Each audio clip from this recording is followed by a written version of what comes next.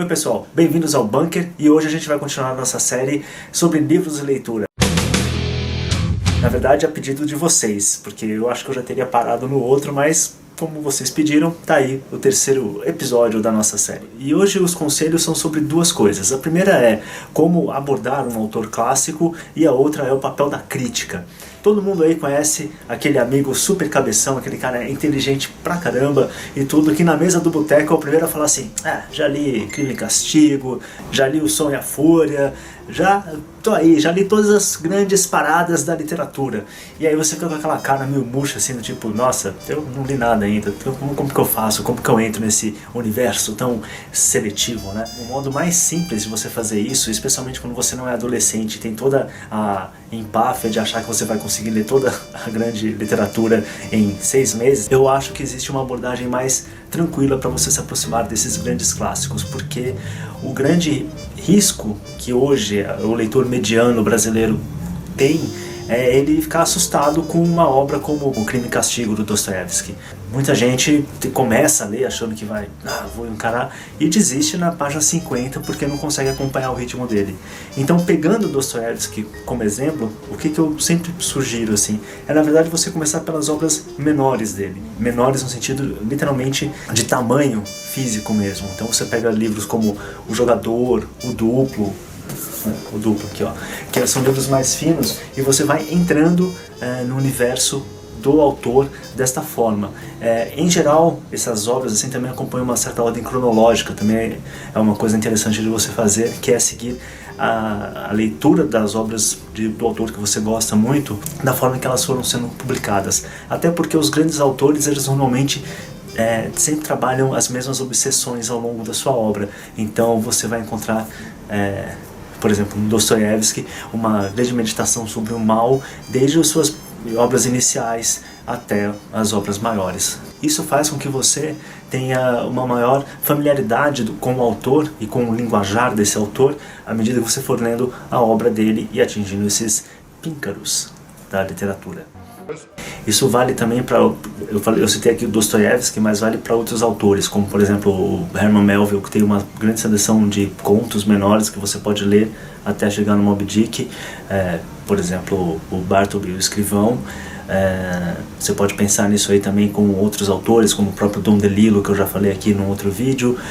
O Philip Roth é um autor também que é bem interessante você fazer esse tipo de eu vou falar approach, então perdoe, approach mesmo, e isso faz com que você ganhe não só corpo dentro da obra daquele autor, se você tenha mais compreensão da obra do autor, mas também facilita a sua entrada nesse universo maravilhoso da literatura. Para complementar ainda os nossos estudos, ou a nossa curiosidade, para ser mais sincero, que é o meu caso, é mais curiosidade do que propriamente um estudo, existem os grandes críticos literários que meio que limpam terreno pra gente. E aí você tem caras como o Otto Maria Carpo, o José Guilherme Melchior, o Eugênio Webb, que trabalharam e estudaram toda a grande literatura e tem os seus livros que nos apresentam essa literatura. Mas eu acho que tem dois riscos assim com você se encantar demais com os críticos. O primeiro é você se perder na leitura de obras críticas apenas e deixar de lado a leitura dos autores originais, e para mim o crítico é sempre inferior ao autor. Ok, tem alguns autores que são muito ruins, mas vocês entenderam o que eu quis dizer. A segunda coisa é que você pode ficar, se você pega uma linha de crítica apenas, você pode ficar muito enviesado na leitura do autor de sua escolha. Então acho que é sempre legal você também misturar as críticas, os críticos e as suas diversas abordagens. Uma outra coisa interessante que eu acho de se fazer é você pegar uma obra crítica, um livro, como por exemplo o História da Literatura Ocidental, que são 4 volumes do Otto Maria Carpo, e não ler ele de cabo a rabo, sentar e ficar meses lendo isso aqui. Primeiro que você vai ficar lendo só isso e vai deixar de ler outros autores. Segundo, porque o volume de informação vai ser tão grande que no final das contas, quando você for parar para ler as coisas, para conhecer as coisas, você vai ficar capaz de se perder. Então qual é a minha sugestão? É você escolher esses autores de sua predileção,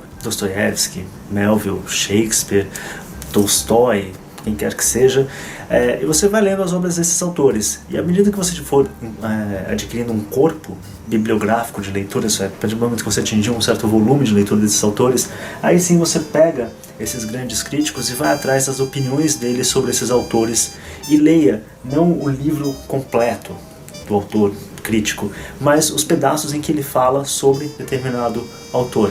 Óbvio, é uma sugestão, tem alguns críticos que merecem uma leitura mais completa e atenta da obra, como, por exemplo, o René Girard, o Eugene Webb, são autores que são interessantes até você ler o livro inteiro, porque são pequenos também, não são livros tão grandes.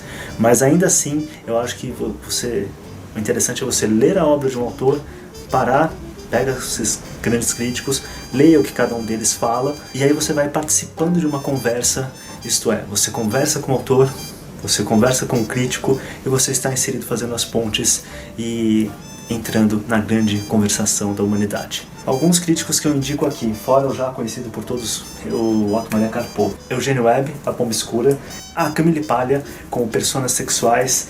No Brasil, Tiancheta Euclides, do nosso querido José Guilherme Melchior. Para mim, o grande crítico do Dostoiévski, que é o René Girard, ele tem a Crítica no Subsolo, que vale ler, e o Mentira Romântica e Verdade Romanesca, que é um dos grandes estudos, não só sobre literatura, mas sobre a própria alma humana. Agora, se você é um desses leitores mais arrojados, que já está avançado na sua experiência literária, aí não tem como. Geoffrey Hill, com essa coletânea de ensaios aqui, Geoffrey Hill, poeta inglês, mas que também tem uma mão para escrever crítica que é assombrosa, altamente recomendável.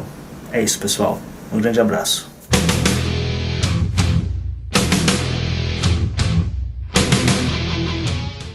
Olha, mas a menos que vocês peçam muito para fazer outro vídeo sobre esse tema, não sei se eu faço não, viu? Porque eu já estou me sentindo a própria Bela Gil. Olha, você pode substituir os demônios pelo duplo.